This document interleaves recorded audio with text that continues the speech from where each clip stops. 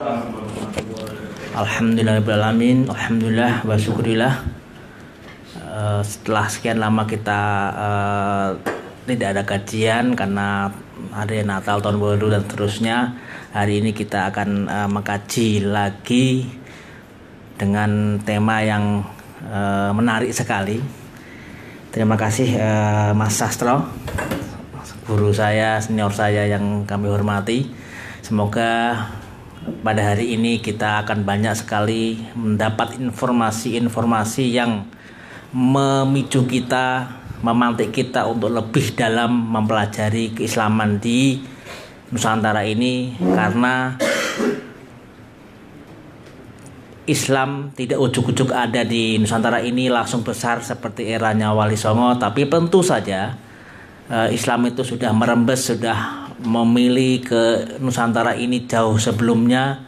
Barangkali juga mungkin pada era Nabi Muhammad itu juga surat-surat yang dikirimkan ke raja-raja seluruh dunia itu juga mungkin sampai ke Nusantara ini, entah lewat mana. Tapi yang jelas hubungan beberapa wilayah di dunia ini itu juga sudah saling berhubungan.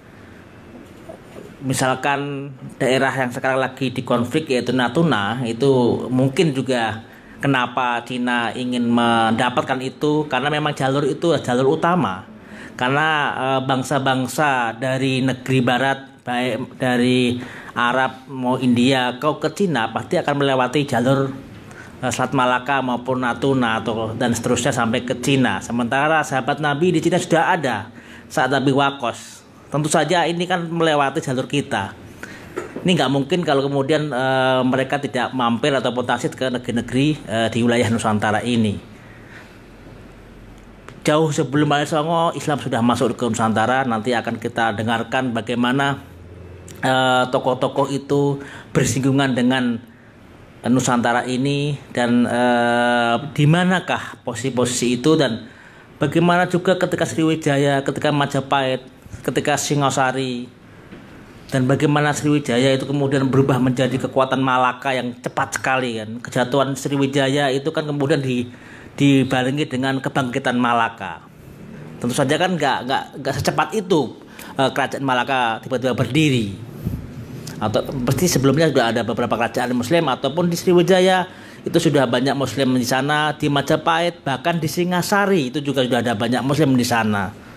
Bahkan di masa Kediri dan seterusnya juga kita akan dengarkan informasi-informasi yang menarik sekali, sehingga kita akan lebih terpicu untuk menggali lagi sejarah-sejarah yang belum terpapar secara luas, sehingga kita bisa mengetahui dan melalui bahwa Islam di Nusantara ini sudah melalui berbagai rintangan, melalui berbagai budaya yang luar biasa, sehingga menjadi seperti ini yang luar biasa. Dan ini nggak mungkin kita biarkan akan kocar-kacir oleh satu hal.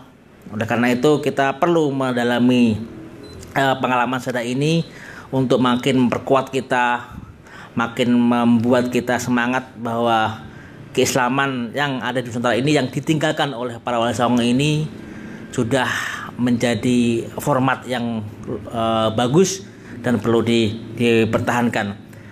Saya kira saya tidak akan lama, nanti biar Mas Sastro yang akan menguraikan lebih lanjut lagi, yang lebih menarik dan lebih menantang kita. Saya persilakan Mas Sastro. Assalamualaikum warahmatullahi wabarakatuh. Kiai Milal yang saya hormati, saya ini susah. Masa dianggap gurunya Gus Milan berarti udah tua banget gitu. Aduh, karena nggak mungkin gurunya itu lebih muda, itu kan tidak mungkin, susah. Jadi artinya diem-diem sudah ada ngomong bahwa saya ini tua gitu. Ya oke lah, ya supaya mungkin ya kalau tua ya nggak apa-apa, karena dilihat dari rambutnya sudah mulai meninggalkan dunia hitam. Karena udah ubanan jadi putih semua.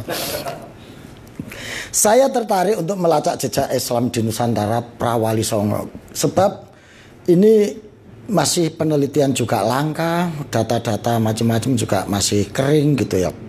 Karena asumsi sejarawan, bahkan asumsi atau konstruksi pemikiran kita, Prawali Songo itu masih didominasi oleh Hindu, Buddha, agama lokal, Kapitayan dan lain sebagainya. Gitu.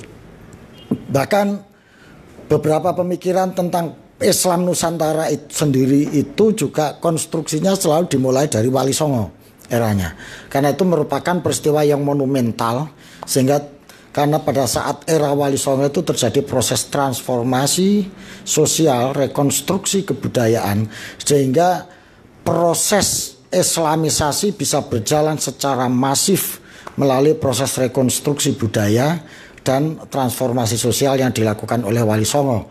Sehingga era Wali Songo menjadi tonggak gemilang dari proses Islamisasi yang ada di Nusantara. Nah, karena itu maka Prawali Songo ini banyak yang kurang data-data atau kurang melirik atau kurang meneliti. Padahal persis seperti yang dikatakan oleh Gus Milal tadi, bahwa tidak mungkin Wali Songo itu ada tanpa ada gerakan, tanpa ada sanat atau jaringan pada era-era sebelumnya gitu. Nah, tugas kita ini di Islam Nusantara Center ini, saya ngomong sama Gus Milal waktu peluncuran bukunya dulu, bahwa kita ini pekerjaannya adalah menggali gorong-gorong gitu, yaitu gorong-gorong sejarah. Selama ini gorong-gorong sejarah itu sudah sudah tertutup oleh kotoran, oleh sampah, bahkan ada sebagian yang sudah mati ditumbuhi oleh rumput-rumput liar dan ilalang, sehingga kita nggak tahu lagi jejak sejarah ini kemana gitu loh. Nah, maka tugas kita ini seperti yang dilakukan Gus Milal ini adalah melakukan normalisasi atau naturalisasi, terserahlah pokoknya karepmu itu intinya ngono kuwi gitu. Normalisasi atau naturalisasi gorong-gorong sejarah yang sudah tertutup, tersumbat, bahkan hilang dan ditumbuhi alang-alang ini. Gus Milal sudah membuktikan itu melalui buku-bukunya, mulai dari Masterpiece Islam Nusantara, Mbah Mutomakin, yang terakhir jaringan Diponegoro. Itu adalah praktek atau bentuk dari penggalian gorong-gorong sejarah yang sudah tertutup oleh sampah-sampah peradaban bangsa lain, bahkan ada di antaranya yang sudah diuruk sehingga menjadi bangunan baru gitu ya. Nah, ya kira-kira mengimajinasikan begitulah gitu. Karena sudah tanahnya diambil oleh company atau apa gitu, sehingga jejak sejarah kita jadi hilang gitu. Nah, kita mencoba mengurai kembali ya, membuka peta lagi, mengimajinasikan gorong-gorong ini dulunya ada jaluran ke sini. Nah, kalau toh kita belum bisa membongkar dan membersihkan sampah-sampah peradaban yang menutupi gorong-gorong sampai menutup itu, paling tidak kita tahu petanya gitu. Itu yang saya maksud yang kajian saat ini.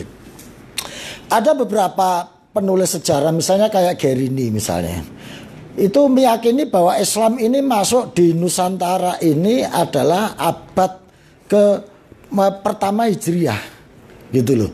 Jadi itu sekitar abad ke-7 atau akhir abad ke-8 awal itu Islam sudah masuk di Nusantara.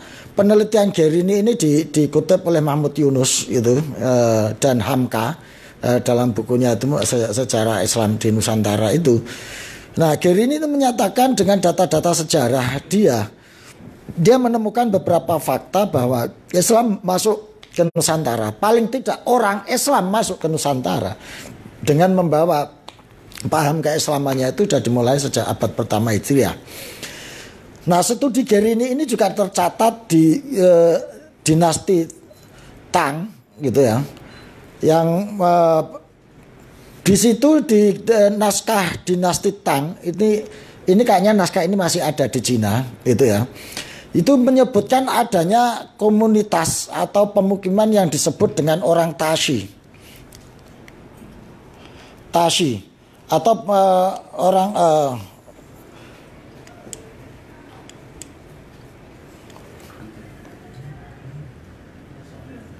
orang Tashi ini atau Tashib itu di Sumatera, di kawasan Tashib.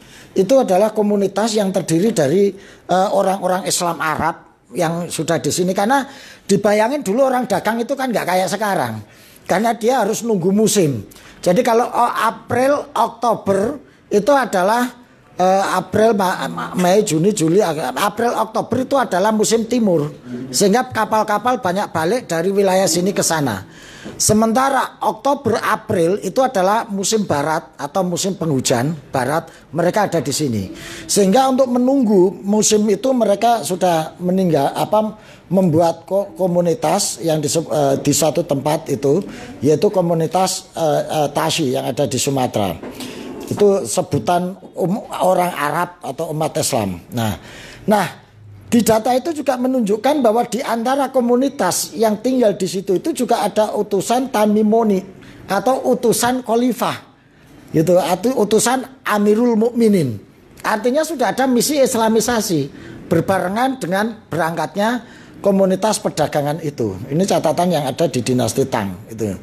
Nah, di dalam naskah tersebut juga disebutkan bahwa Tamimoi atau utusan khalifah itu hadir pada tahun 651. Berarti Nabi Muhammad lahir 571.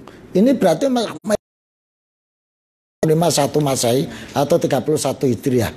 Dan menceritakan bahwa mereka mendirikan daulah Islamnya 3 kali. Jadi daulah Islam yang di sana pergantian 3 kali gitu loh. Itu orang-orang sini ini masih ada komunitas di situ. Van Loor dalam suatu studinya juga menyatakan bahwa Islam sudah memasuki bagian Sumatera itu tahun 674-an. Gitu. Ini dikutip oleh Al-Hashmi gitu. Di buku ini udah buku langka semua, baik Al-Hashmi, Mahmud Yunus dan lain sebagainya. Saya ada di perpustakaan saya. Tak cari lagi sudah nggak ada lagi, entah kemana itu. Itu. Tapi memang paling bodoh-bodohnya orang itu orang yang meminjami buku memang. Dan lebih bodoh lagi kalau sudah dipinjami dikembalikan, katanya begitu. Gitu. Nah, itu abad ke 7 gitu ya, sampai 6 sampai 7 masih ternyata dengan data oleh Van Loor, Guérini, terus naskah-naskah di dinasti Tang itu ternyata sudah bersinggungan di Nusantara ini. Hashmi juga mengatakan bahwa tahun 800 Masehi telah mendarat di Perlak kapal dagang, kapal khalifah namanya, itu membawa sekitar 100 orang pedagang. Nah, ini juga dikutip oleh Azumadi Azra dalam jaringan ulama Nusantara itu, ya. Nah, itu sudah mengutip buku-buku ini yang membuktikan bahwa abad ke-8 atau abad ke-9 awal itu sudah masuk ke sini. Nah, nakoda khalifah ini dengan gerombongannya pada dasarnya adalah misi Islam yang menyamar sebagai pedagang gitu. Hal ini dibuktikan dengan terjadinya proses Islamisasi di Perlak dan berkembangnya arus perdagangan. Dan diindikasikan yang datang pertama kali ini Syiah, komunitas Syiah gitu, dari Persia gitu, yang sudah abad ke sini ini.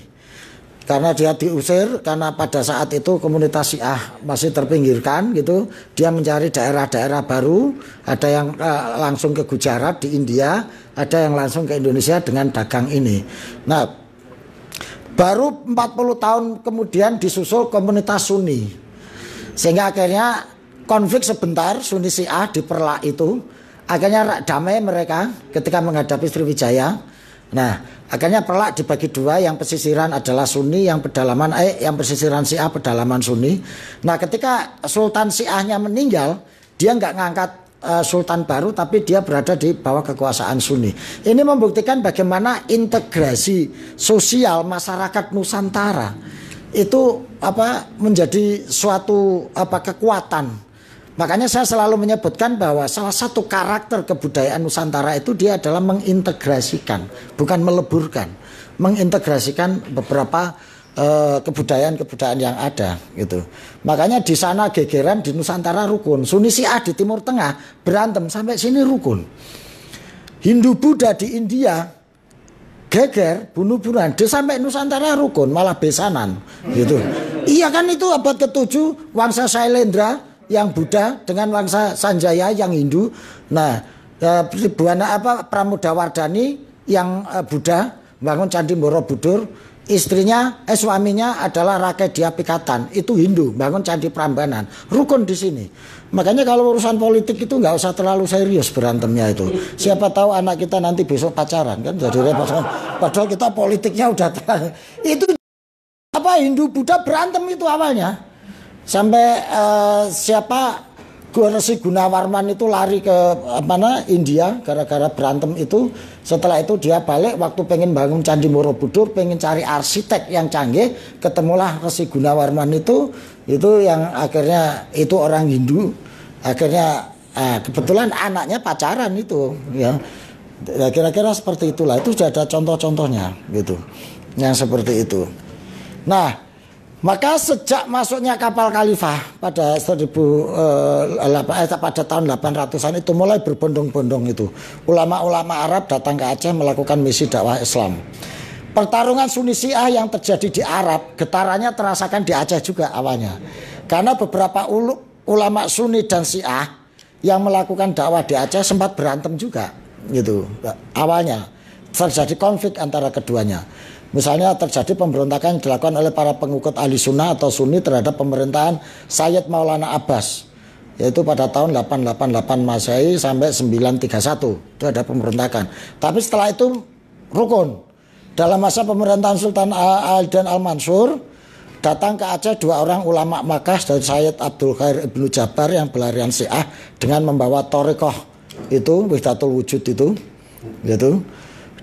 Kemudian Syekh Muhammad Yamin yang berfaham aswaja membawa ajaran Thariqat Wahdatus Syuhud. Selain datang Syekh Muhammad Jailani bin Hasan bin Muhammad, ini data-data sejarah yang ada di sana. Gitu. Awalnya berantem tapi akhirnya rukun. Gitu. Ini abad ke-8. Sekarang abad ke-9. Jejak selanjutnya itu ada catatan dari manuskrip dinasti Tang yang juga menyebutkan tahun 874 Masehi sekumpulan orang Arab dan Persia meninggalkan wilayah ini datang dari Cina karena di Cina ada konflik. Dinasti Tang terjadi konflik antar kerajaan sehingga di sana terjadi pemberontakan besar-besaran. Nah, orang Arab dan orang Persia yang ada di Cina mereka bergeser ngungsi masuk ke Nusantara gitu. Karena adanya konflik yang di Cina ini. Mereka meninggalkan wilayah Cina, menyelamatkan diri dari pemberontakan yang gonjang-ganjing gitu ya. Nah, ini peristiwa ini dicatat oleh sejarawan Mas'udi. Jadi sejarawan Mas'udi ini nulis beberapa kitab tentang Nusantara dan itu terbitnya di Perancis gitu. Ada 9 jilid dia nulis perjalanan, salah satu chapternya dia menulis tentang data-data sejarah yang ada di Nusantara. Bukunya dia ini diterbitkan tahun 1700-an di Perancis, ada 9 jilid. Dia menyebutkan bahwa ada sejumlah orang Arab Persia yang gelombang ketiga itu mengungsi mencapai 120.000 hingga 200.000 orang ke Nusantara. Nah, ini yang ada di buku Agus Sunyoto itu yang kemudian disebutkan bahwa 200 orang ini artinya mati semua, hilang. Entah dipangan demit jin Nusantara atau karena bencana atau apa. Tinggal 2.000 orang. Setelah itu 2.000 orang ini sebagian balik lagi ke Ngerum atau ke Arab sana. Baru masuk generasinya Mbah Syekh Subakir itu. Syekh Subakir yang melakukan negosiasi dengan spiritual Jawa Sabdo Palon Noyo Genggon itu. Nah, ini berarti generasinya Mbah Subakir itu gak masuk ini. Wah, ramandi. kalau ini mandi. Kalau ini hilang, ini nggak bisa. Wes wacan dhewe lah pokoknya. Nah, ini data-data ini mereka menyebar ke sejumlah wilayah mulai dari Kedah, Brunei, Palembang, Aceh, Patani. Nusantara pengertiannya bukan Indonesia loh. Nusantara itu pengertiannya adalah suatu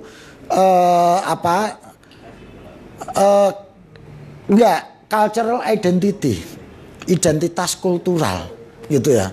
Jadi wilayahnya bisa mencakup ke wilayah Asia Tenggara ini, maka sampai ke Patani, Mindanao, Malaka itu masih disebut zona atau wilayah Nusantara karena disebut satu rumpun bangsa yang memiliki karakteristik atau cultural identity tertentu gitu yang khas. Nah, Nusantara ini malah disebutnya Al-Jawi biasanya. Itu Jawi. Jawi juga bukan orang Jawa, bukan suku Jawa, bukan pulau Jawa, tapi Al-Jawi itu adalah cultural identity sebagai perwujudan dari karakteristik worldview, cara pandang, karakteristik peradaban. Makanya kalau orang nggak beradab tuh sering disebut orang Jawa. Wong kok ora Jawa no. Nah, wong kok ora Jawa nih berarti dia nggak beradab, nggak punya peradaban gitu. Jadi bukan dalam pengertian etnik itu. Gitu. Nah, di Farid dan Nurul ini juga dari data mengutip data-data itu gitu. Nah, menurut Hussein Azmi ini peneliti dari Malaysia yang dikutip juga oleh Hashimi dalam buku terbitannya yang 93 yang pada sekitar awal abad ke-9 Masehi setidaknya ada 3 keluarga Persia yang sudah datang masuk ke wilayah Nusantara. Artinya kalau Persia ini Syiah, asumsi kita.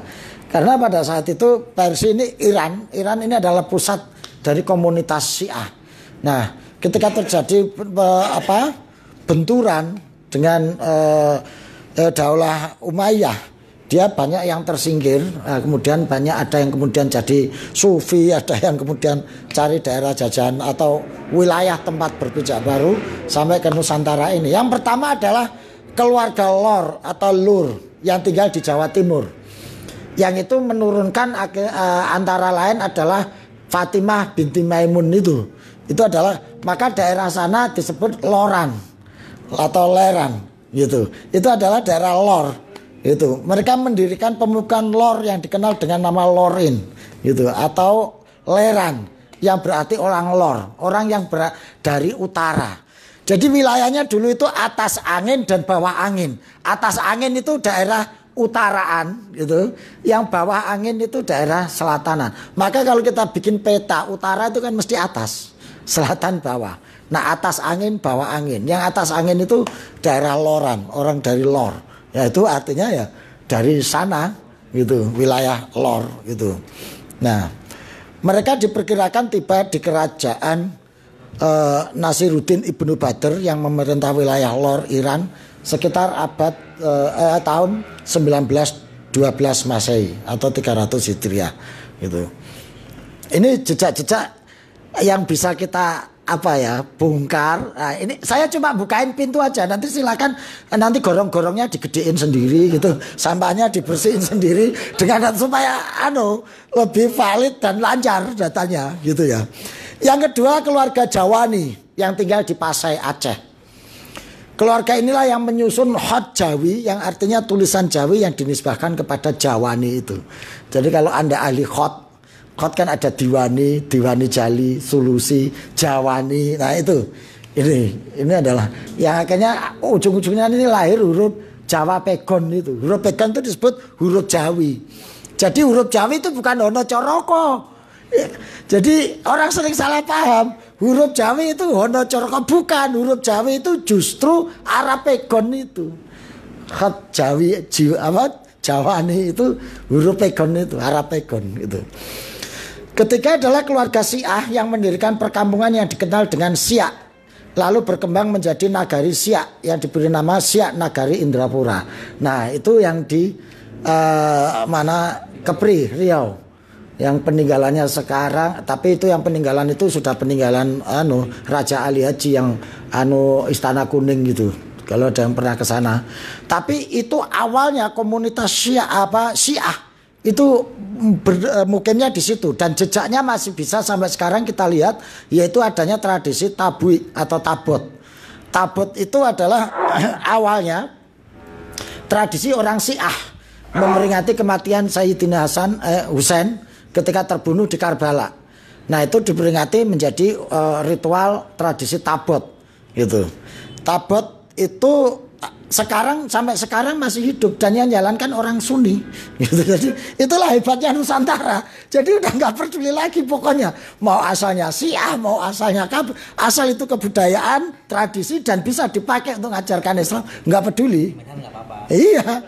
Jadi itu Syiah di Nusantara ini kan dimutilasi. Jadi budayanya loh ya, yang budaya tabutnya diambil seni tabutnya diambil oleh orang Melayu di Siak, terus kemudian di Padang, Pariaman, terus Bengkulu gitu ya. Sholawatnya diambil di Jawa. Banyak orang-orang Jawa yang ambil sholawat Syiah itu, Lekom Satun itu, dan itu kan sholawat Syiah itu sebetulnya. Itu Fatimah binti Rasuli itu ya sholawat Syiah itu. Nah, waktu telurnya diambil di NTB gitu. Jadi itulah uniknya Indonesia itu. Jadi Syiah itu bisa dimutilasi gitu kebudayaannya di sini. Dan yang mutilasi orang Sunni menjalankan itu enjoy saja gitu loh. Nah, ini data-data ini membuktikan bagaimana Islam jejak-jejaknya sudah ada di Nusantara. Nah, catatan-catatan lain yang merujuk pada Prawali Songo ini diantaranya juga misalnya Ibnu Battutoh yang mengunjungi Nusantara abad ke-14. Berarti 1300-an beliau datang ke sini gitu. Itu Prawali Songo, belum Wali Songo. Dia singgah di Kesultanan Samudra Pasai. Dalam catatan Ibnu Battutoh menyebut bahwa Sultan Pasai Al-Malik Az-Zahir adalah sangat ramah. Rombongan diterima dengan sangat ramah, tangan terbuka, bahkan di situ disebut Ibnu Battutoh menyebutkan di catatannya itu dia datang, raja menyambutnya. Ini luar biasa. Bahkan dia dipinjami kuda ketika turun dari pelabuhan menuju tempatnya sang raja dan rajanya. Bahkan Ibnu Battutoh ini kagum ketika pas sholat Jumat, sang sultan ini Jumatan jalan kaki. Jadi dia menunjukkan bahwa adabnya orang Nusantara ini top gitu, akhlaknya top gitu. Ini ada lagi catatan sebetulnya yang ditulis oleh Mas Udi ketika dia datang ke Nusantara. Waktu itu dia masih era kerajaan Singosari. Dia datang sebagai tamu, dihormati, bahkan dikasih kursi yang duduknya itu sama dengan raja. Dia heran banget. Berarti ini akhlaknya sudah Islam ini. Jadi orang Nusantara itu akhlaknya sudah Islam. Memuliakan tamu sedemikian hebatnya. Nggak peduli agamanya apa. Nggak peduli dia datang dari mana. Tapi begitu datang baik-baik, tamu ini dihormati. Ini kan cocok dengan hadis. Mangkana yu'minuna billahi wal yaumil akhir fal yukrim dhaifah fal yukrim jaro. Berarti itu akhlaknya sudah sangat Islami, kata Mas Udi, dia tulis di situ gitu. Luar biasa. Ada lagi kitab Ajaibul Makhluqat wa Gharaibul Mawjudat Al-Qazwini. Ini juga nulis satu chapter khusus tentang Nusantara karena dia kagum. Makanya bukunya itu disebut Ajaibul Makhluqat, keajaiban makhluk-makhluk, karena dia melihat munyuk, lihat macam-macam kewan yang gini, kaget. Kok no kewan kayak gini ya? Nah, kalau di Arab padang pasir kan nggak ada apa-apa, paling cuma unta sama dub sama apa itu. Begitu di sini dia melihat hewan-hewan yang beraneka ragam, mulai burung, cicak, kadal, wah itu.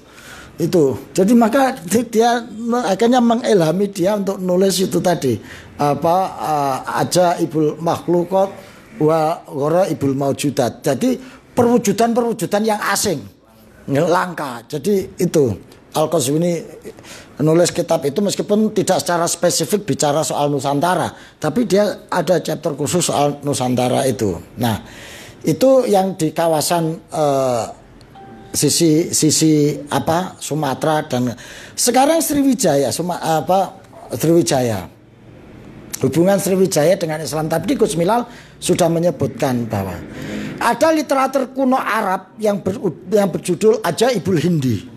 Jadi keajaiban Hindi. Hindi itu ya kepulauan Nusantara ini gitu.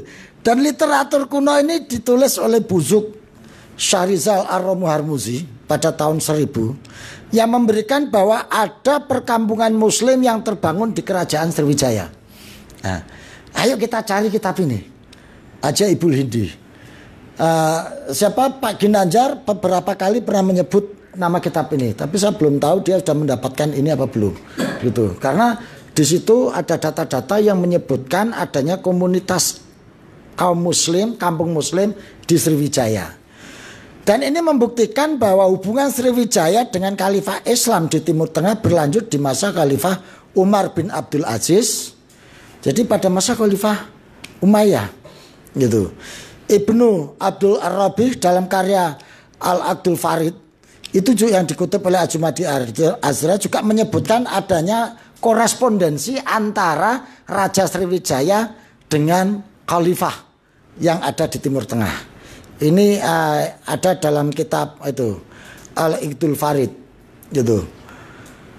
Karangan Rabi Abdul Rabi gitu.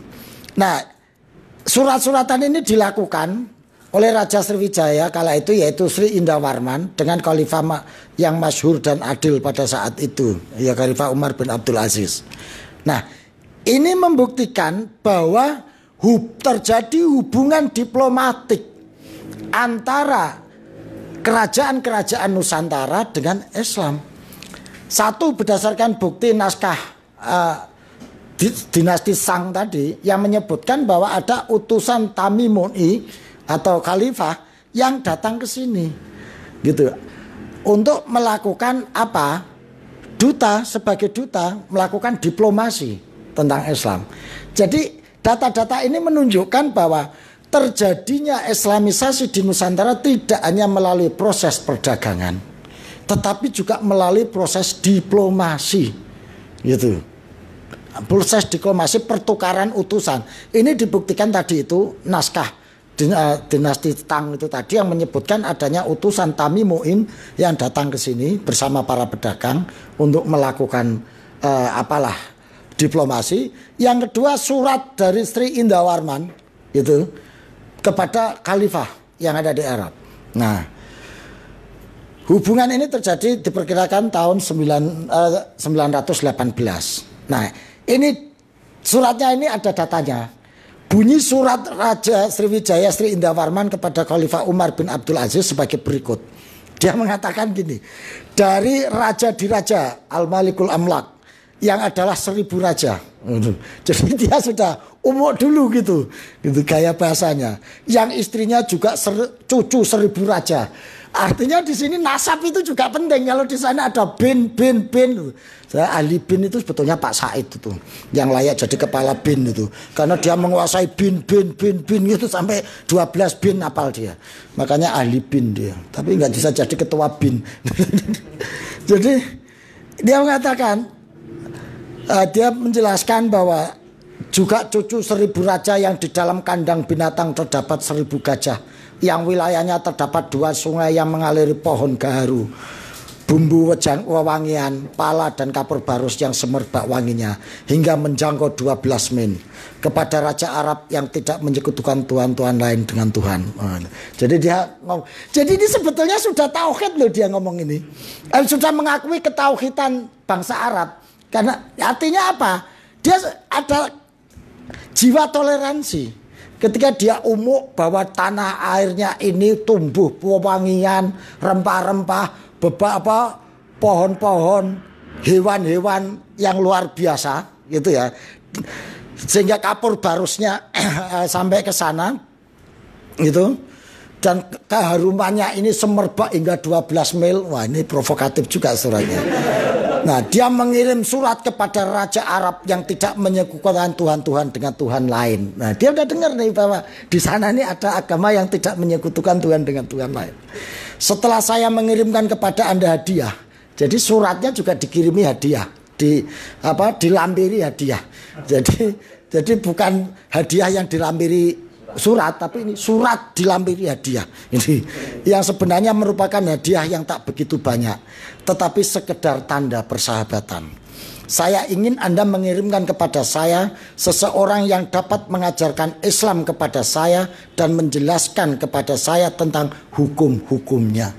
Ini yang disebut bahwa Raja Sriwijaya pada saat itu minta juru dakwah untuk dikirim ke sini. Ini luar biasa.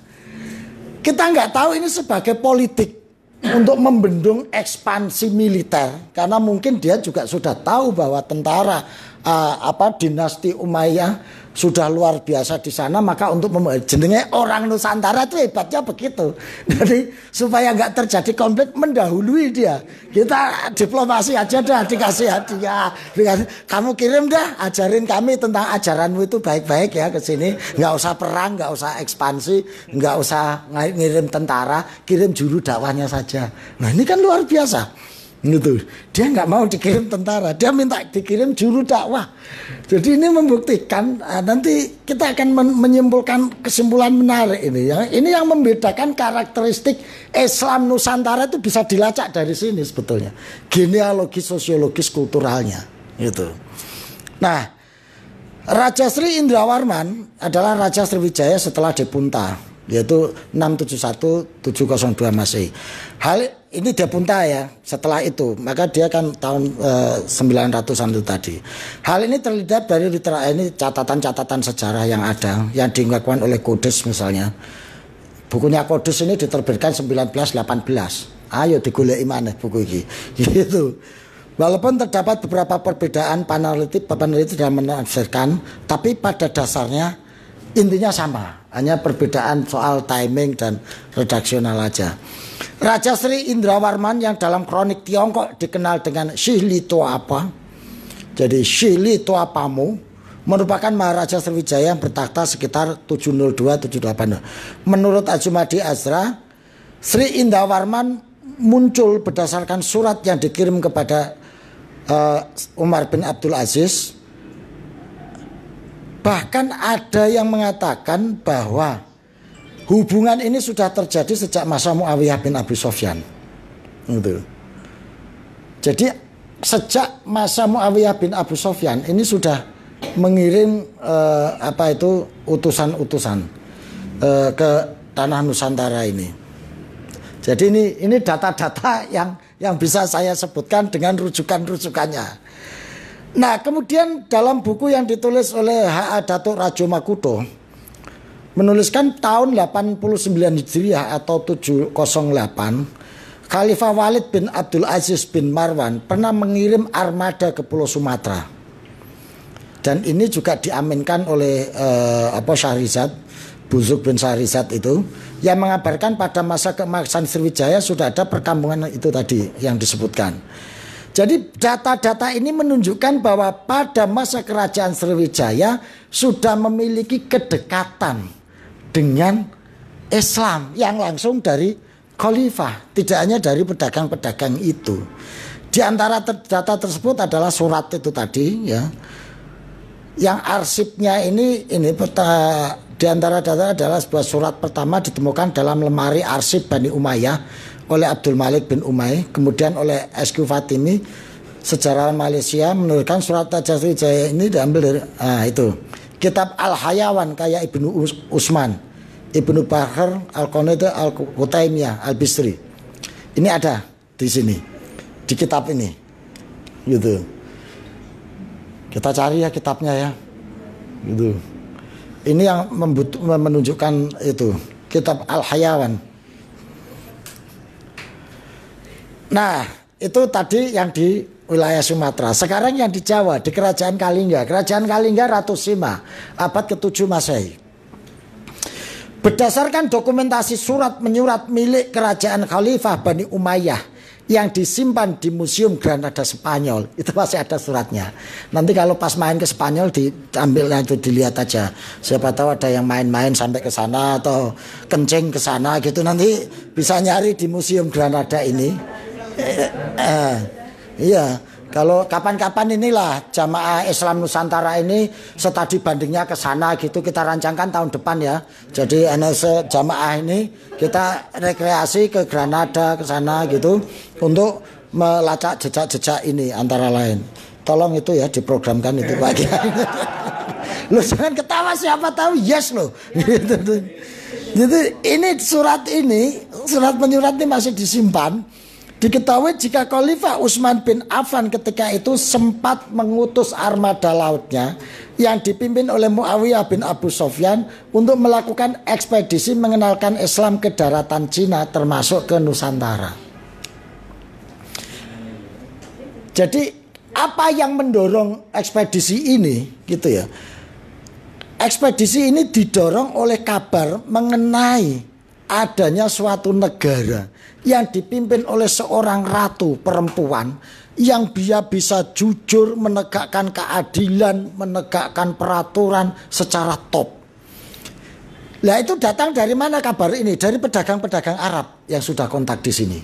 Jadi pedagang-pedagang Arab kontak di sini melihat di negara bawah angin, yaitu di kawasan Hindi sana, gitu. Itu ada suatu negara yang dipimpin seorang perempuan, tapi dia bisa menegakkan keadilan, menciptakan kesejahteraan, bahkan bisa membangun toleransi keberagamaan yang berbeda-beda. Ini yang dengarkan Khalifah Utsman. Inilah yang mendorong beliau untuk ngirim utusan ke sini.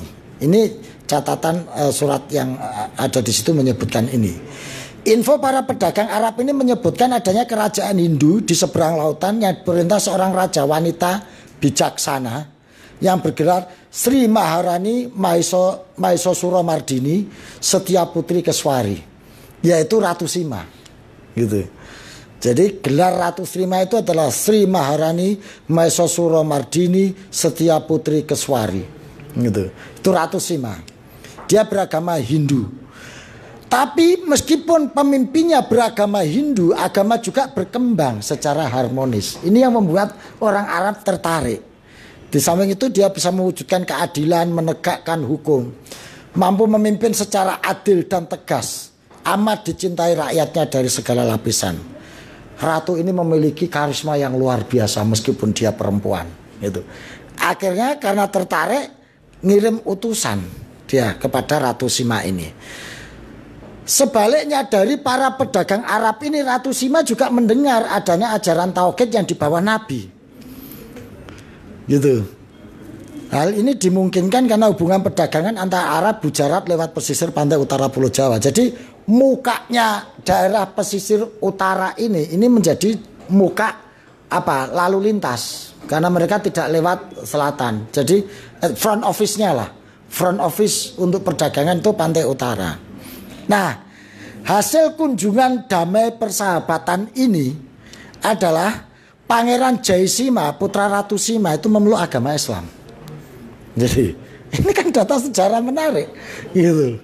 Jadi Jaisima, jadi Ratu Sima punya anak dua, laki dan perempuan. Nah, yang perempuan masih Hindu, yang laki-laki yang Jaisima ini masuk Islam. Gitu. Berkat diplomasinya, dan itu dibiarkan saja oleh Ratu Sima. Nah, itu yang Sima. Sekarang yang era abad berikutnya yaitu Jayabaya. Era Jayabaya ini abad ke-13 tahun 1200-an. Jayabaya yang terkenal raja Hindu dan hebat itu sebetulnya dia itu berguru kepada Syekh Ali Samsuddin, yaitu Maulana Sulaiman Samsuddin Al-Wasil yang dikenal dengan nama Syekh Ali Samsuddin. Seorang ulama Persia yang hidup di Doha abad ke-11 dan menjadi guru spiritual Sri Aji Jayabaya. Ini diakui oleh Jayabaya dalam serat Jayabaya. Ini jejak beliau ada di istana Sentana Gedong. Nah, ini biar banyak dialognya nanti saya aja. Ini data-datanya dibaca sendiri aja. Bahwa Syekh Ali Samsuddin ini ulama dari Persia yang menyebarkan ke Nusantara. Dan dia menjadi guru Sri Aji Jayabaya yang mengajarkan kitab Musarror. Gitu. Kitab Musarror.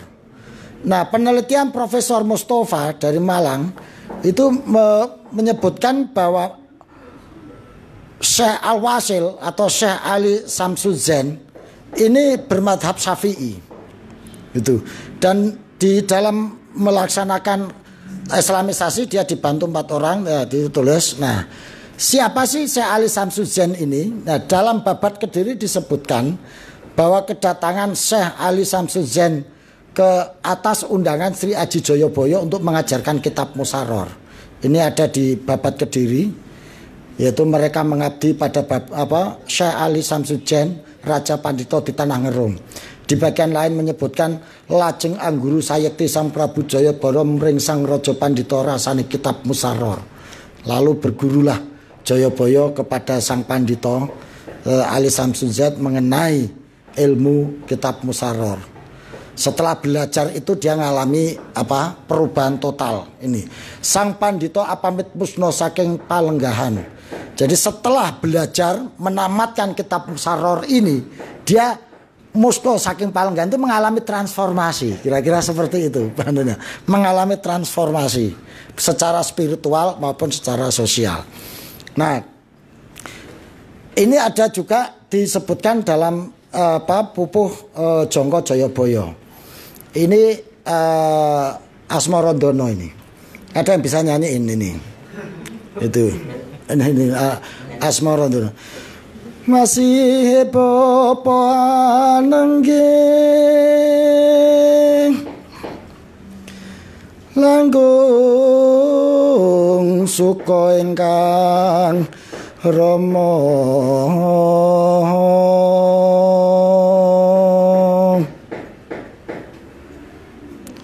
Sang Prabu Jayabaya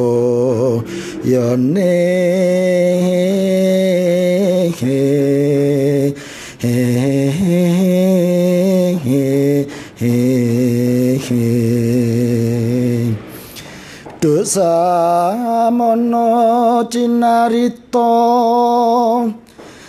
pan arsa kataman raja pandhita saking Rom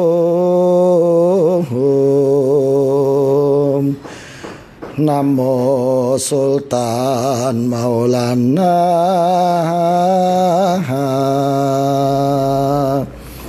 Ngali Samsudin kang nami Asmarandono. Jadi kalau Anda baru bisa baca kitab-kitab gitu kalau Anda bisa mau copat. Jadi supaya enak. Jadi maksine Bapa Anenggih. Jadi perasaan Sang Prabu Jayabaya itu terpancar, kelihatan, menemukan langkung suka engkang rama, kelihatan lebih suka, lebih bergembira, lebih berbinar-binar. Jadi Sang Prabu Jayabayane. Jadi Sang Prabu Jayane kelihatan lebih berbinar, lebih bahagia, lebih ceria. Duk samono cinarita ketika mendengar suatu cerita pan arso katyaman akan kedatangan seorang raja pandita, seorang ulama yang datang dari Ngerum. Nama Sultan Maulana yang bernama Sultan Maulana Ngali Samsudin. Itu dia menyebutnya gitu. Ini di Serat Jayabaya. Terus lajeng ngangguru sayekti Sang Prabu Jayabaya. Kemudian bergurulah Sang Prabu Jayabaya mring Sang Prabu Raja Pandita kepada Sang Prabu Raja Pandita, kepada sang ulama yang datang dari rasane kitab Musarror wis tunumlah sadaya. Mengenai isi kitab Musarror yang sudah tertumpahkan, sudah terajarkan semua. Lan engit wewangenipun, dia mengingat tentang aja isi dari kitab tersebut. Yen kantun anitis ping 3, setelah katam 3 kali dia baru nancep di situ. Ini ada dalam Serat Jayabaya itu. Kemudian beberapa pesan Syekh Ali pada Sang Jayabaya. Benjing pinernaken nggih Sang Prabu Jayabaya Asmarandono ini. Jadi itu pada saatnya nanti akan menangi atau akan mengalami Sang Prabu Jayabaya ini pada suatu saat akan menangi aneng sajroning tekening guru Sang Pandita mengenai manfaat dari sebuah petunjuk yang dibawakan oleh sang ulama, para ulama ini. Tinelar ing Ka'bah, yang tertinggal di Ka'bah. Ini kan berarti agama Islam. Jadi suatu petunjuk yang tertinggal di Ka'bah itu berarti ajaran Islam. Iman supingi kan gadakin. Yang ini melalui Imam Syafi'i ya, gitu. Nggaduh kinarya ninggaken khotbah. yang akan membawakan khotbah-khotbah memiliki otoritas untuk menyampaikan khotbah. Ini berarti Syekh Ali Samsudin ini Syafi'iyah dia. Itu loh. Anjes wasiutoranti. Anjes wasi itu senjata besi atau keris yang namanya udoranti. Mis udoranti. Tembiono malono pancucu rasul jatine.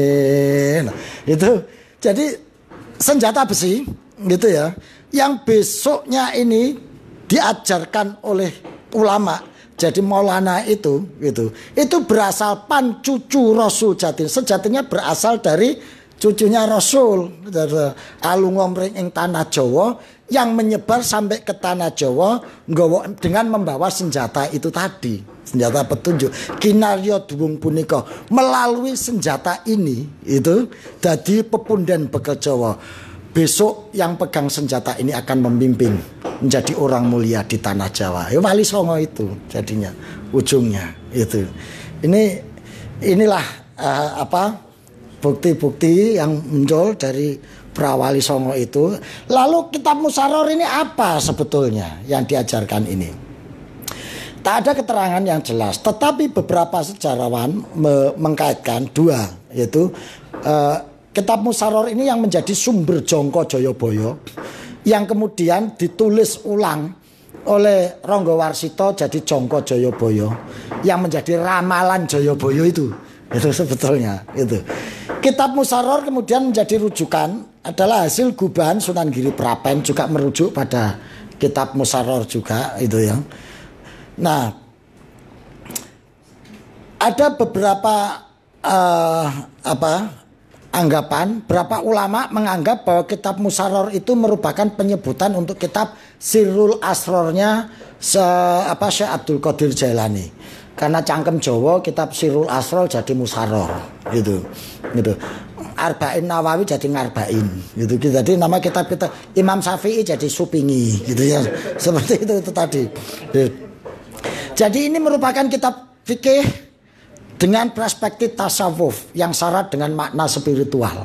Itu yang diajarkan, sehingga dari sini Joyoboyo bisa membuat ramalan atau membuat prediksi yang setelah menyibak rahasia-rahasia itu melalui kitab Sirrul Asror ini gitu. Jadi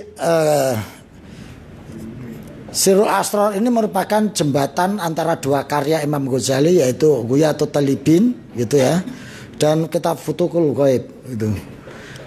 Nah, itu yang pertama. Yang kedua, kitab ini sangat menarik bagi spiritualitas Jawa, kitab Musaror ini gitu. Karena ada titik temu, saya ketemu beberapa orang kecewet. Saya ini dulu jelek-jelek pernah jadi penasehat, jadi paguyuban penghayat kepercayaan sak Malang Raya. Itu meliputi Malang, Kediri, itu Tulungagung, situ. Kemudian yang kedua, ada juga yang pendapat bahwa kitab Musaror ini sebenarnya adalah kitab Muharrar fil Fiqh Syafi'i gitu. Karya Syekh Imam Abu Qasim Al-Karim bin Abdul Karim Al-Rifai Al-Qaswini.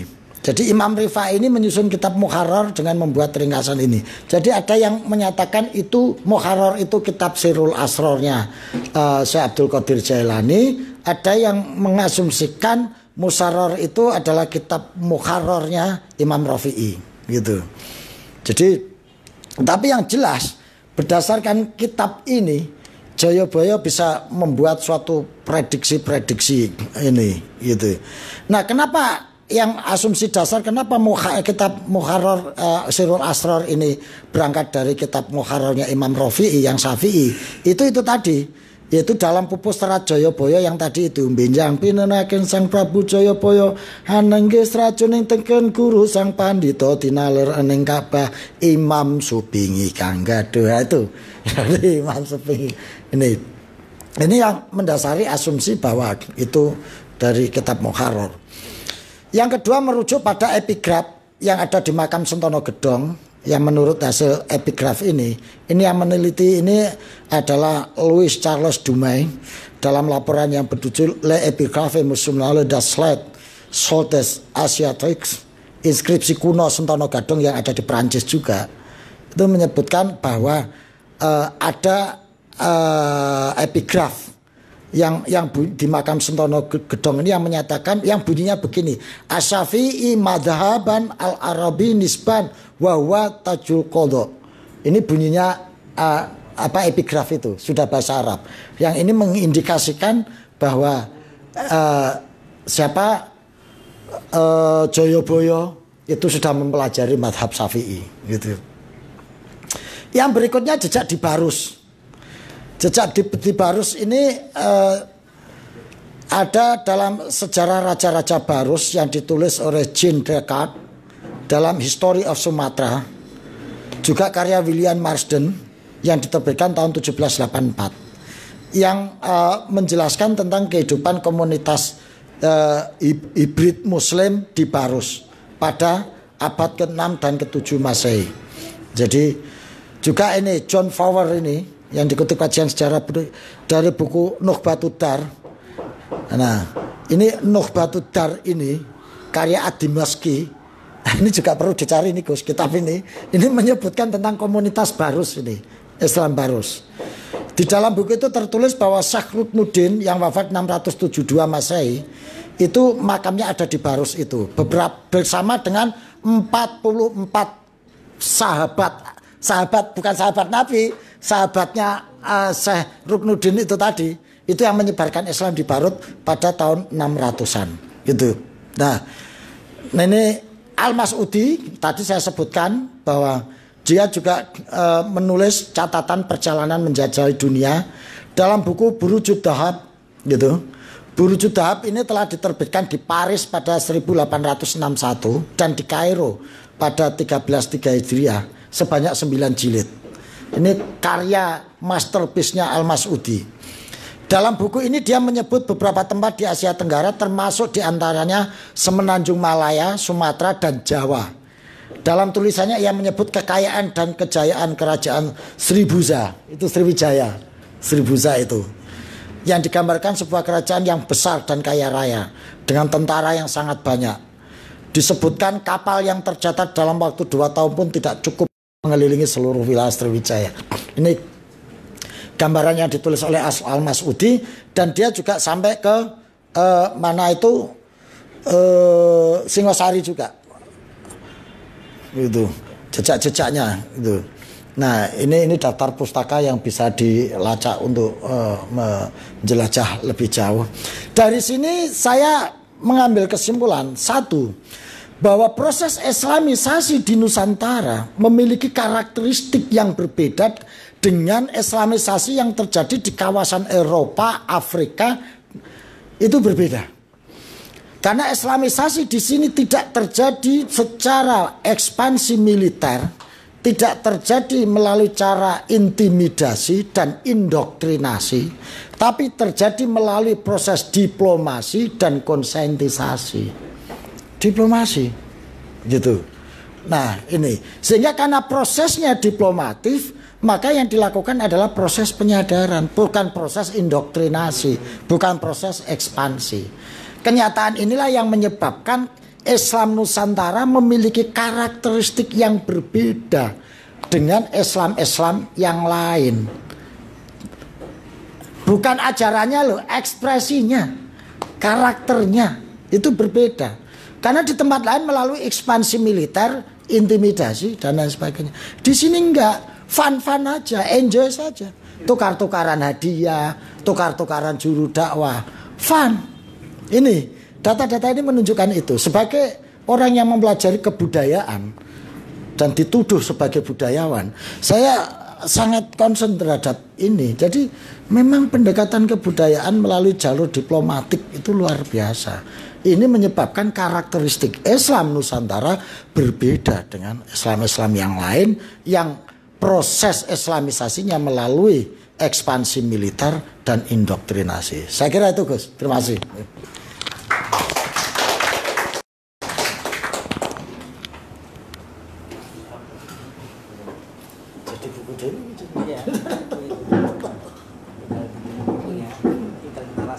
luar biasa. Langsung saja kita buka untuk diskusi. Untuk tahun ini saya penanya, silakan. Pak Indra satu. Kayaknya terkesima dengan lagu tadi. Intinya ya. Dua ya. Dua dulu deh. Silakan. Indra dulu.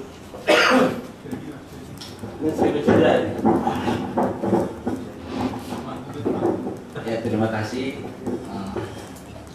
Menarik ya diskusi tentang apa sejarah pra-Islam Prawali Songo gitu. Justru saya menariknya gini, kalau dari paparan tadi kan dari ada puzzle-puzzle yang saya baca gitu kan, dengan pengetahuan yang terbatas dari saya.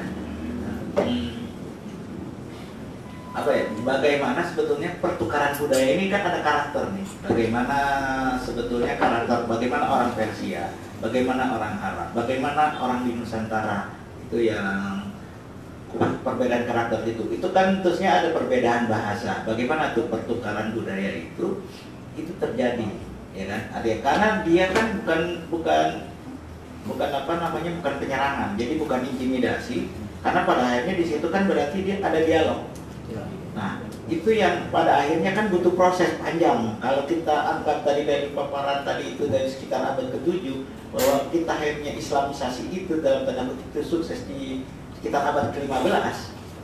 Ya, kita berarti kan sekitar 7 abad proses dialektika budaya itu kan. Itu yang jadi menarik gitu. Karena pada posisi itu kan sebetulnya dalam kurun waktu 7 abad itu kurang lebih ada 2 imperium besar di kita, itu Buddha dan Hindu, itu saling bergantian. Ya kan? Bagaimana Islam bisa mengisi gitu kan di sini. Nah, di sini kan dia ada korespondensi, ya kan? Gitu.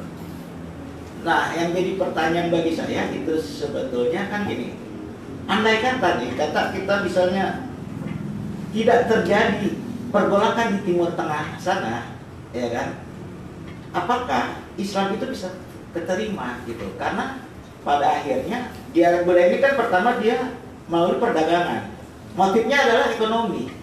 Perdagangan itu bagaimana dia membutuhkan kebutuhan, ya kan? Seperti kalau kita bahas kan bagaimana orang di sana butuh baru, apa yang dia berkubarus, ada motif ekonomi, ya kan? Pada akhirnya dari bangsa Arab sendiri dia akhirnya menyisipi gitu kan, berarti ada misionaris gitu ya. Sedangkan kalau kita telisik jauh ini mungkin saya palapau ya, gini, ketika kita apa ya, Islam diperdalam itu kan bahwa kita tidak dalam konteks misionaris, karena kan akhirnya kayak lekum dinukum waliyadin gitu kan, kalau pengertian saya gitu kan, bagaimana dia sebetulnya kita hanya memberi teladan, ya kan? Tapi di sini kan ada penggambaran diboncengi misionaris, itu kan sama saja dengan sebetulnya kaum Katolik gitu kan, kalau yang gospel glory gitu, dengan misi budayaan tanda kutip gitu. Bagaimana kita menjelaskan posisi ini gitu? Mungkin mohon maaf kalau saya terlalu jauh tadi. Terima kasih. Kalau jauh nanti ngojek kan enggak?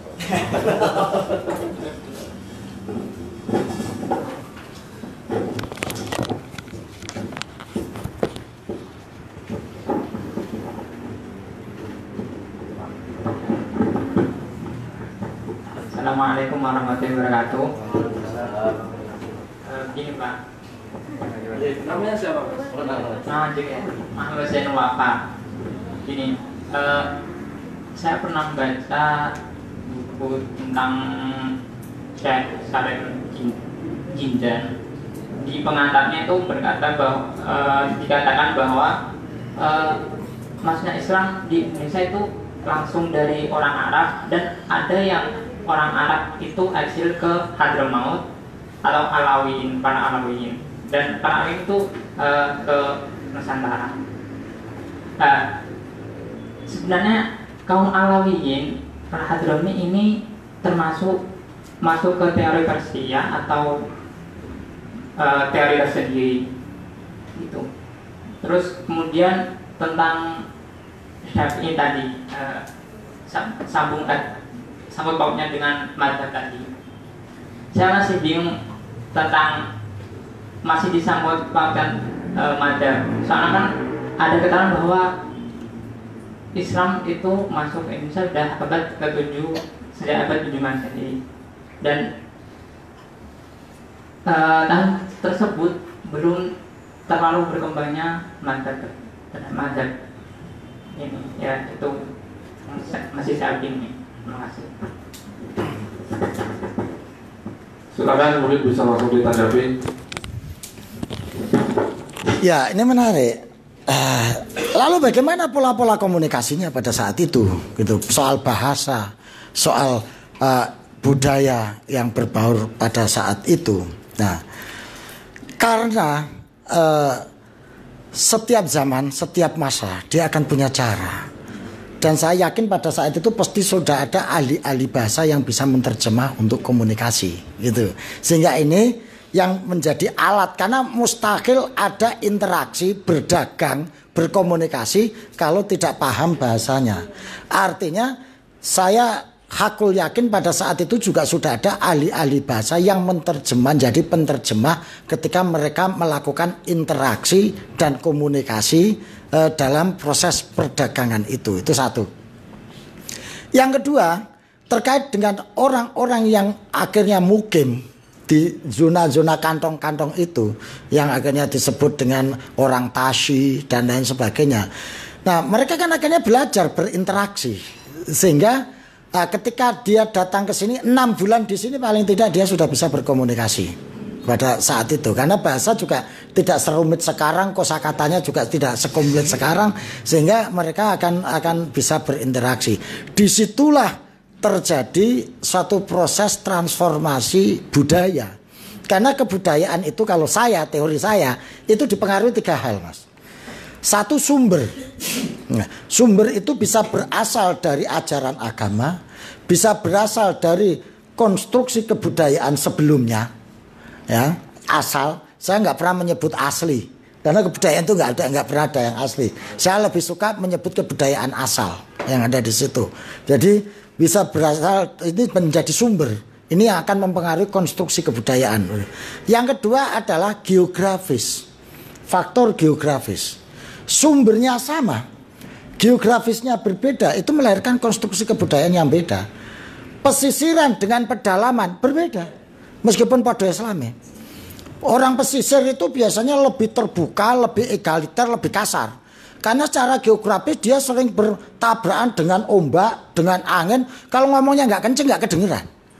Maka akhirnya budaya menjadi kasar dan menjadi lebih terbuka. Karena tantangan alamnya dia lebih terbuka, lebih egaliter. Nah, kalau orang pedalaman itu biasanya lebih halus. Karena geografisnya tenang, lembut, ngomong bisik-bisik aja kedengeran. Gitu. Nyuwun sewu, badhe matur. Nah, harus ngomong aku cok, gitu itu biasa lain. Ini sumbernya sama, tapi karena geografisnya berbeda, maka menjadi berbeda. Yang ketiga adalah kreativitas orangnya, kreatornya, pelaku budayanya itu. Ini yang mempengaruhi konstruksi suatu kebudayaan itu. Nah, ketika orang yang dari Arab atau orang Islam lah, entah dari Cina, entah dari Gujarat, entah dari Yunan, datang ke sini, ini kan sudah membawa kebudayaannya masing-masing, gitu, sudah terkontrol. Sehingga kalau saya ngasih kuliah tentang teori seni budaya itu, jadi budaya Islam yang masuk ke Indonesia ini sudah taruhlah kebudayaan itu kita rumuskan X, itu yang masuk ke sini mungkin sudah X absen 3, gitu loh. Kalau X asli awal itu adalah Arab, gitu ya. X itu adalah Arab, budaya Arab atau budaya Persia. Ketika dia masuk ke India, masuk ke Cina, masuk ke Yunan, ini sudah ketemu X ketemu Y, gitu. Sehingga menjadi X absen. Ya, X absen inilah budaya Islam yang masuk ke sini. Begitu X absen ketemu Y absen budaya lokal menjadi X absen 2, gitu rumusan saya. Nah, itulah proses interaksi kebudayaan yang terjadi.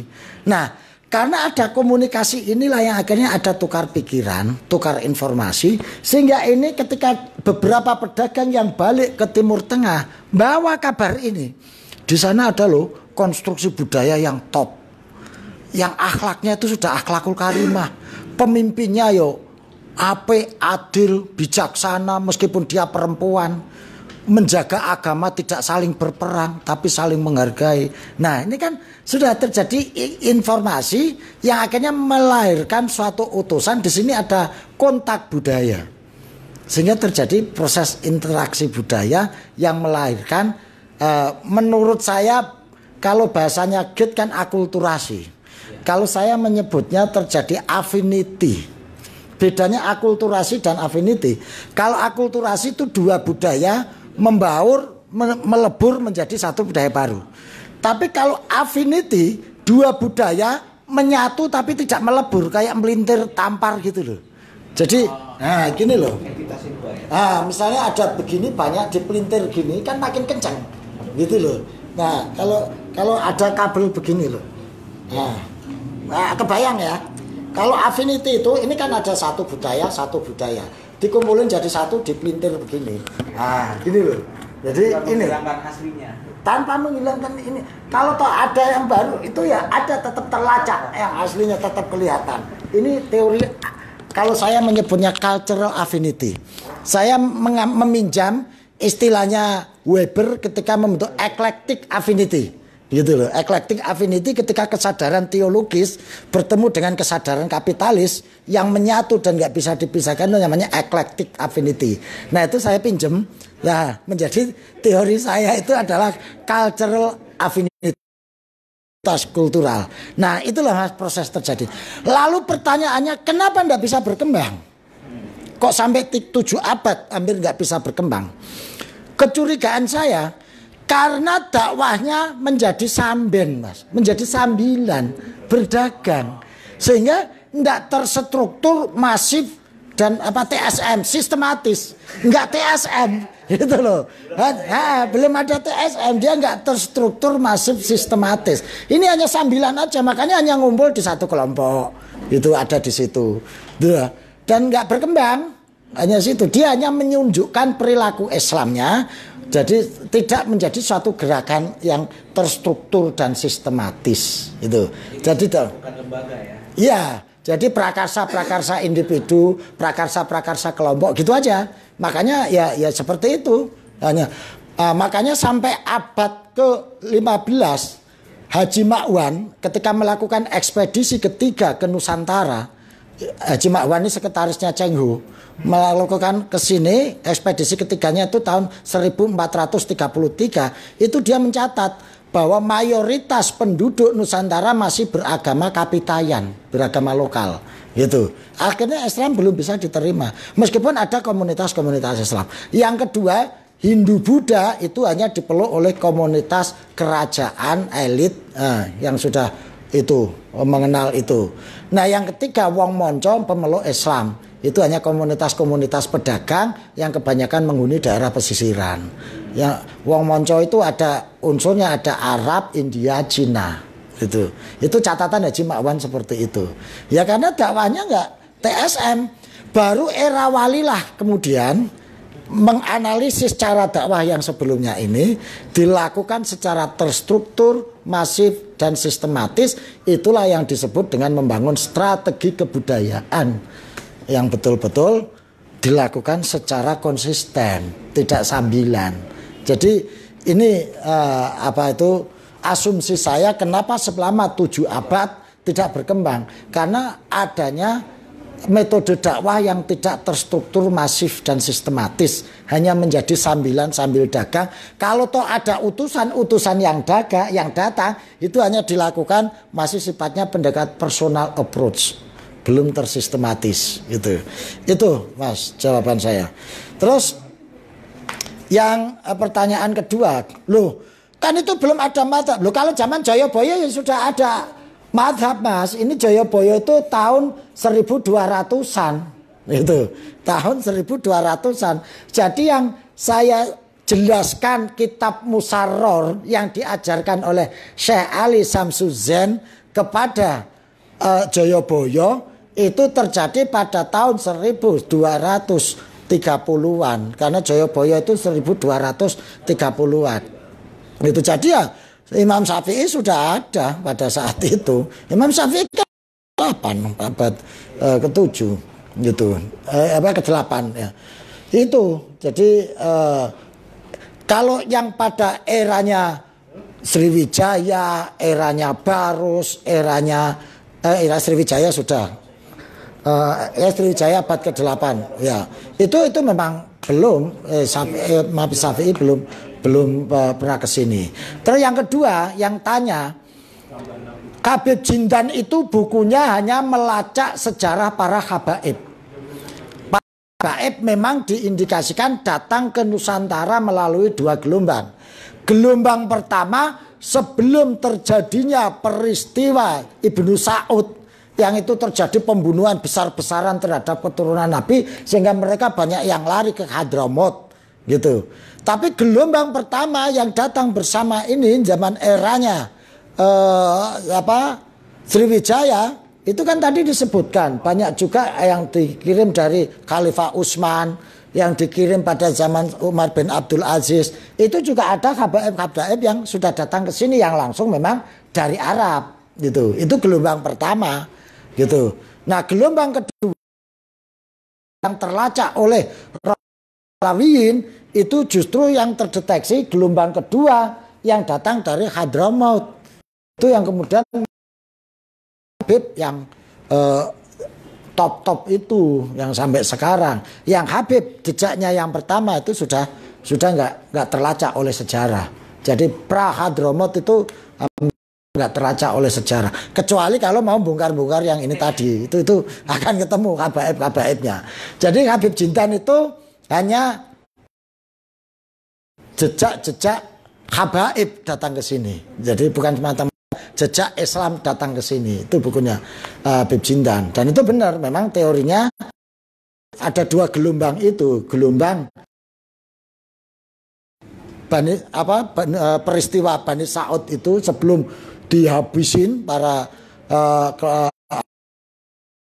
dibunuh sampai akhirnya banyak yang lari, semuanya mayoritas lari ke Hadramaut sendiri, dan dari situ baru datang ke Indonesia, ke Nusantara ini.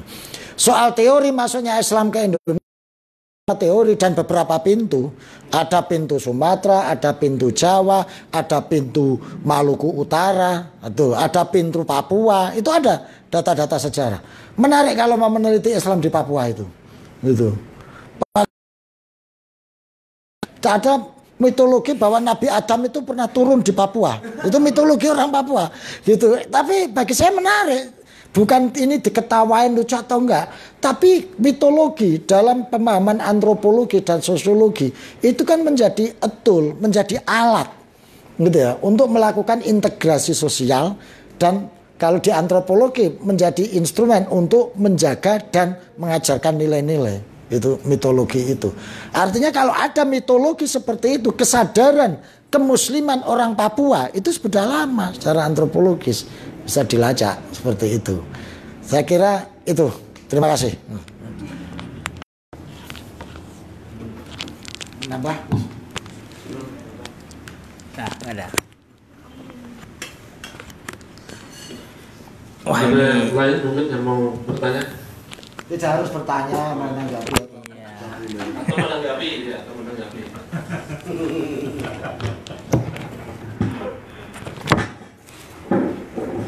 Assalamualaikum warahmatullahi Waalaikumsalam. Mungkin agak pinggir dari ini ya. Ini pinggiran udah di pinggir nih. Ini kan tadi disinggung masalah Borobudur. Nah, Borobudur ini kan ada ilmuwan yang mempunyai teori bahwasanya Borobudur itu Sulaiman katanya. Bagaimana menurut Gus? Terus juga saya pernah lihat dari YouTube itu wawancara orang Baduy, yaitu punya. Jadi kalau kita mah kepala desa lah. Jadi bahwasanya mereka itu beragama Islam, yang dibawa oleh Nabi Adam 100 tahun sebelum Nabi. Ya maksudnya suku Baduy itu udah ada di Kanekes itu 100 tahun sebelum Nabi Muhammad. Dan agama mereka itu bukan agama Islam katanya, tapi agama Islam yang dibawa Nabi Adam itu dewa yang turun atau dewa yang turun dari itu ya, dari langit. Mungkin itu gimana menurut? Ada lagi yang mau bertanya atau menanggapi? Baik, silakan, saya silakan lagi. Setiap agama lokal dia memiliki mitologinya seperti itu, rata-rata sama, Mas. Karena itu adalah bagian dari ijtihadnya. Lalu sampean belajar antropologi tentang sistem keyakinan, itu akan melihat bahwa agama-agama lokal selalu dibangun berdasarkan mitologi, ya, yang menyatakan bahwa keyakinan dia itu berasal dari suatu makhluk nenek moyang yang datangnya dari surga, dari langit. Sampean baca di Ilagaligo itu juga seperti itu, bahwa asal usul orang Sulawesi, orang Bugis itu adalah dari bapaknya Saweri Gading yang dari Tumanurung itu. Nah sama yang turun ke dunia. Nah kemudian di wayang juga melakukan itu, bahwa Sang Hyang Wenang, Sang Hyang Tunggal menurunkan Sang Hyang Sis kemudian menurunkan Bathara Guru dan lain sebagainya. Polanya selalu sama, namanya aja yang berbeda-beda di tempat-tempat itu. Nah kalau belajar antropologi sebetulnya misalnya Kapitayan, sebelum Islam datang, sebelum Hindu datang, sebelum Buddha datang, itu masing-masing daerah sudah punya keyakinan seperti itu. Kalau di Jawa disebut dengan Kapitayan, suatu keyakinan bahwa dunia ini ada yang ngatur, yang memiliki kekuasaan maha dahsyat, yang tidak terjangkau oleh akal dan tidak tersentuh oleh indera. Disebutnya Tan Keno Kinoyo Ngopo Dasding Ansih. Nah di Kenekes juga sama, punya kekuatan, ada yang ngatur, ada mimpin, ada. Nah di juga sama, di Ilagaligo. Sampai belajar lagi, baca di Serat Amanat Galunggung juga semuanya sama di Sunda Wiwitan. Itu karena tidak ada tuntunan, akhirnya dia kan ijtihad sendiri, Mas, mengeksplorasi kemampuan spiritualitas dia, gitu loh. Nah itulah yang akhirnya menjadi agama-agama lokal itu. Nah Tuhan kan kasihan kau melihat orang seperti ini, karena maka diutuslah nabi-nabi untuk memberikan penjelasan sebagai perantara untuk menuntun mereka supaya kebingungannya itu terjawab. Sehingga caranya nyembah Tuhan itu kalau secara antropologi kan berproses, dari yang mulai gini-gini doang, mengitari pohon, menggeremeng toh, akhirnya setelah ada agama Hindu, Buddha melalui Siddhartha Gautama ada syariatnya. Itu akhirnya kesadaran spiritualitas ini disyariatkan. Gitu Mas. Kemudian turun Nabi Musa, nabi-nabi dan lain sebagainya, gitu loh. Jadi, nah makanya sangat wajar kalau orang Kenekes kemudian meyakini bahwa aku luwih tua timbangannya Nabi Muhammad, ini kan Nabi kemarin sore, gengsi dong gua ikut ini, gua ikut yang atasnya saja, Nabi Adam lebih tua gua. Nah gitu, kira-kira ada keyakinan, ya udah nggak apa-apa, itu keyakinan dia, gitu. Itu Mas. Yang kedua terkait dengan peradaban bangsa-bangsa, terutama bangsa Nusantara ini. Sebetulnya orang yang namanya Edward de Bois, saya pernah ngomong di sini kayaknya, itu pernah melacak antropologi ragawi bahwa peradaban di Nusantara itu sebetulnya bisa dilacak dari 1 juta tahun yang lalu, Mas. Yang disebut dengan Pithecanthropus erectus. Itu usia fosilnya diperkirakan 1 juta tahun yang lalu. Pithecanthropus erectus, jangan sampai salah baca. Menjadi Pithecanthropus ereksi terus gitu. Akhirnya kakean jamu perwaceng. Nah, tapi yang 1 juta tahun ini hilang jejaknya. Diperkirakan jejak-jejak peradaban 1 juta tahun Pithecanthropus erectus ini hilang bersamaan dengan hilangnya samudra daratan Atlantis ini, gitu. Sehingga nggak terlacak karena tenggelam. Tinggal Nusantara ini kan dataran-dataran tingginya aja yang tersisa. Maka ada namanya Sumatera. Sumatera itu dataran yang tinggi dan luas. Suma itu kan ukuran yang paling puncak, paling tinggi. Makanya kalau kumlot, di atasnya kumlot ya summa kumlot. Ada summa. Summa itu adalah ukuran yang paling tinggi, summa. Tera itu ukuran yang paling luas. Di atas 1000 gigabyte. 1000 gigabyte itu tera. Jadi ukurannya, maka dataran tinggi yang luas jadinya Sumatera. Itu loh. Jadi itu. Ya, kan dulunya enggak Sumatera namanya. Dulu ada yang namanya Andalas, Swarnadwipa. Nah, nama Sumatera itu setelah ada ukuran-ukuran ketularan bahasa Latin itu jadi Sumatera itu. Jadi Sumatera. Jadi suatu daratan tinggi yang paling tinggi dan luas gitu loh. Kira-kira seperti itu. Nah, kita hitung secara nalar, begitu gletser datang ini tenggelam, sisa-sisa orang Pithecanthropus erectus ini yang tersisa kan mesti menyelamatkan diri, lari ke utara, ke daratan, ke utara, ke Cina, ke India, terus sampai ke Afrika sana, gitu, sampai ke Afrika. Nah, jejaknya menurut lembaga Eichmann itu baru bisa dilacak lagi sekitar 75.000 sampai 50.000 tahun yang lalu. Datanglah bangsa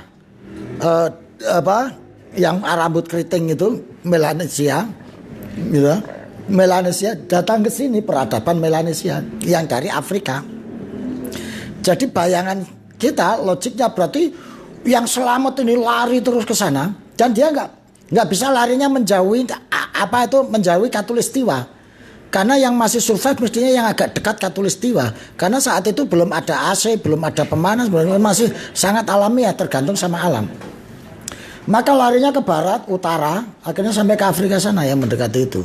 Setelah dari 1 juta tahun berarti 925.000 tahun baru balik ke sini, ke Nusantara lagi. Ke Nusantara lagi, baru terlacak lagi yang disebut dengan Homo javanicus soloensis, terus Homo wajakensis itu, gitu. Nah, baru 50.000 tahun berikutnya masuk bangsa Melanesia yang datang dari daratan Cina, India, gitu. Baru masuk Austronesia yang datang dari kawasan Yunan, Asia Tenggara, sini. Utaranya lagi kan berarti. Jadi yang dulu tersingkir, ngungsi karena banjir itu pada balik lagi setelah 950.000 tahun. Kira-kira seperti itu. Sehingga terjadi campuran lagi, pertukaran antara Austronesia, Melanesia menjadi Austro-Melanesia, menjadi Dutro Melayu dan lain sebagainya. Itulah yang akhirnya menghuni Nusantara, gitu. Bayangan saya, kalau 50.000 tahun itu Nabi Adam belum ada. Karena Nabi Adam itu kalau real Nabi Isa itu kan usianya baru 2019 tahun. Di atasnya Nabi Isa itu ada 23 nabi lagi. Iya kan? 23 nabi, kalau jarak satu nabi dengan nabi lainnya kita bikin rata-rata 1.500 tahun atau 2.000 tahun lah. Padahal nabi ada hidup yang sezaman. Nabi Harun, Nabi Musa, Nabi Ismail, Nabi itu hancur sejaman. Wes murah-murahan digawe 2.000 tahun selisihnya antar nabi, kan baru 46.000 tahun. 46.000 tahun ditambah 2.000 tahun, 48.000 tahun. Padahal peradaban di sini secara data-data antropologis ragawi sudah terlacak 75.000 tahun. Nah, makanya Tuhan menciptakan kan Nabi Adam itu bukan manusia pertama, khalifah. Nah, itu diskusi lain lagi. Nanti itu urusannya lain lagi. Enggak, ini kalau kita mau nyocokin ini. Jadi itu satu. Ini saya mau menjelaskan kaitannya dengan yang sampean sebut, apakah kira-kira betul bahwa Borobudur itu Nabi Sulaiman. Saya kira enggak, itu hanya otak-atik Gatot. Tetapi bahwa cerita tentang Nabi Sulaiman itu sudah pernah didengar, dipahami oleh murid-murid Siddhartha Gautama, sehingga ini menjadi imajinasi sebagai pengalaman spiritual yang diwujudkan dalam pahatan-pahatan relief yang ada di Borobudur. Itu tadi kan saya bilang bahwa kebudayaan itu kan ada 3 hal itu. Satu, sumbernya mungkin informasi tentang tentang Nabi Sulaiman dengan segala ceritanya itu sudah pernah diceritakan oleh Siddhartha Gautama ketika dia melakukan semedi, dan saya bisa khawatir Siddhartha Buddha Gautama ini nabi loh. Gitu loh. Karena kalau nabi kan nggak terhitung ratusan ribu, karena dia menjadi alat Tuhan untuk menjelaskan syariat kepada manusia. Karena akalnya terbatas, maka penjabarannya juga terbatas pada zamannya. Sehingga Tuhan pun harus diwujudkan dalam bentuk patung. Karena nanti jelas abstrak, ora ketok, bingung deh nih. Supaya ketok ya diwujudkan dalam bentuk patung, misalnya kayak gitu. Jadi kalau pendekatan sosiologinya seperti itu, gitu. Nah, itu menurut saya yang lebih mendekati, Mas. Gitu. Karena soal spiritual, cerita-cerita tentang keagamaan seperti ini itu juga nyambung disampaikan oleh para pemimpin-pemimpin agama yang ada sesuai dengan zamannya. Iya, terinspirasi oleh cerita Ismail yang disampaikan oleh Siddhartha Gautama. Karena Siddhartha Gautama ini kan seorang agamawan. Seperti pendeta Bakhira kan sudah tahu cerita tentang kelahiran Nabi yang kan termaktub dalam kitabnya misalnya. Ya, kemungkinan Siddhartha Gautama juga sudah memahami ceritanya tentang Nabi Sulaiman ketika bertemu Belqis, sehingga ini menjadi cerita pelajaran kepada para biku-biku atau para seniman yang melukis atau membuat relief di Candi Borobudur. Akhirnya itu diekspresikan menjadi bagian dari laku spiritual. Karena yang tertulis di Candi Borobudur itu reliefnya itu melanjutkan perjalanan spiritual, ada maknanya semuanya itu. Mulai dari Kamadhatu, Arupadhatu dan lain sebagainya, 4 fase itu ada semuanya di situ. Jadi itu Mas, teman saya. Terima kasih.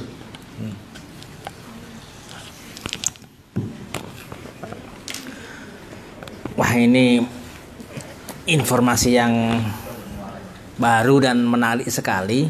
Tapi kok selama ini sejarah Islam tidak dibahas seperti ini di sejarah nasional kita. Kenapa ini kira-kira gitu kan? Iya, barangkali ini yang memang dilakukan salah satunya oleh kolonial, menenggelamkan pengaruh Islam yang luar biasa sejak abad 7 hingga abad 15, ditenggelamkan betul sehingga itu membuat kekuatan Islam di sini minimal.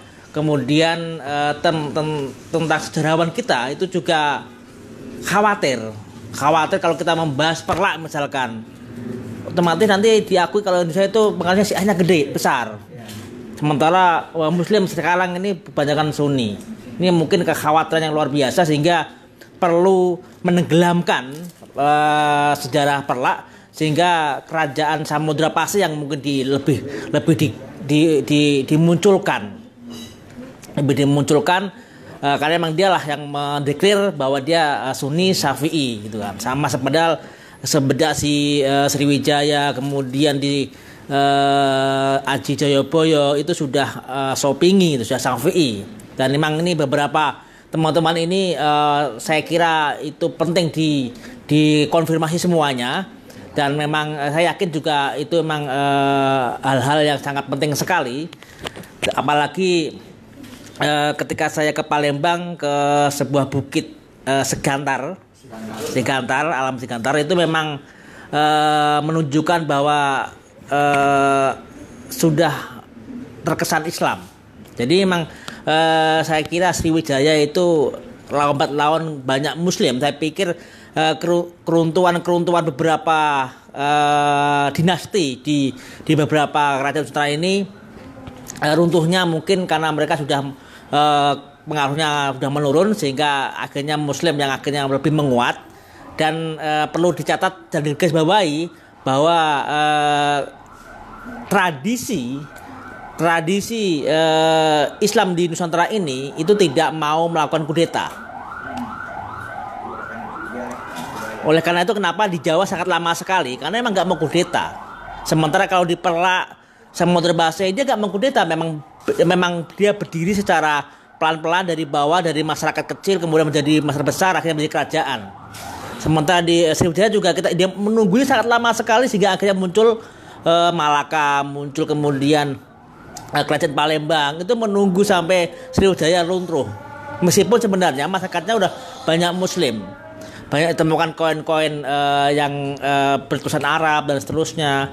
Itu banyak sekali, apalagi di Jawa itu memang kerajaan Demak ini itu juga nggak mau mengkudeta Majapahit, hingga akhirnya Majapahit runtuh sendiri, akhirnya Demak muncul dan tidak ada tradisi kudeta. Menunggu lebih diikuti, sehingga kenapa kemudian selama 7 abad itu menunggu sekali dengan keruntuhan atau kelemahan dari kerajaan tersebut. Meskipun sebenarnya beberapa raja, misalkan Raja Majapahit sampai Jayabaya juga sebenarnya udah Muslim Jayabaya. Mungkin karena ingin menjaga marwah sebagai kerajaan sehingga dia dikatakan mukso, sehingga tidak ditemukan atau tidak dibakar, karena dia ingin menghindari tidak dibakarnya seorang mayat raja. Sehingga dia mengatakan bahwa Jayabaya itu mukso, padahal mungkin juga dimakamkan. Begitupun di Singosari, bahkan di Raja Sekitar Alam Palembang itu memiliki penerus di Singosari. Artinya ini sangat terkait sekali. Komunitas Muslim di Sumatera dan komunitas Muslim di Jawa itu sangat terkait sekali. Sebelum Wali Songo tersebut, bahkan di Lumajang sebelum adanya Singosari itu sudah ada kerajaan Muslim bernama Biting, Kerajaan Biting. Dan ini ada lempengan yang menandakan itu. Saya kira ini menarik sekali untuk kita lacak lebih jauh lagi sehingga kita tidak buta sejarah, karena memang sejarah ini ditenggelamkan oleh kolonial, sehingga Muslim ini tidak menjadi bumerang ataupun kendala dalam melakukan kolonisasi di Nusantara ini. Kemudian era-era sekarang sejarawan juga nggak mau ingin terkait dengan Syiah atau apa, sehingga dia menenggelamkan beberapa sejarah yang sebenarnya saya kira di sini tidak murni Syiah juga. Karena Mbah Mun sendiri mengatakan yang dibalus awal-awal itu ketika setelah perang Jamal di Arab sana, itu yang datang bukan Syiah murni, tapi orang-orang manusia perahu, yang dikatakan manusia perahu yang tidak mau ikut ke sana, tidak mau ikut Khawarij, tidak mau ikut Syiah, akhirnya dia menuju ke Nusantara.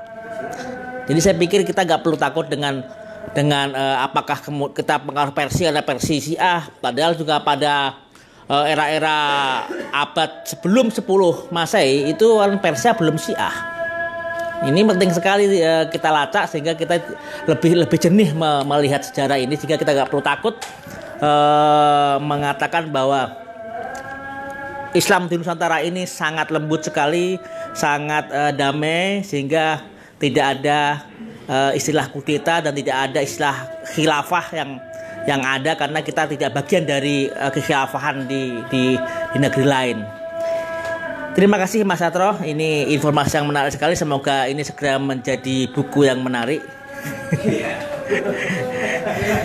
Tinggal menarasikan yang luar biasa. Dan itu akan menjadi hal yang penting bagi Islam Nusantara dan Islam di Indonesia ini. Terima kasih. Wassalamualaikum warahmatullahi wabarakatuh.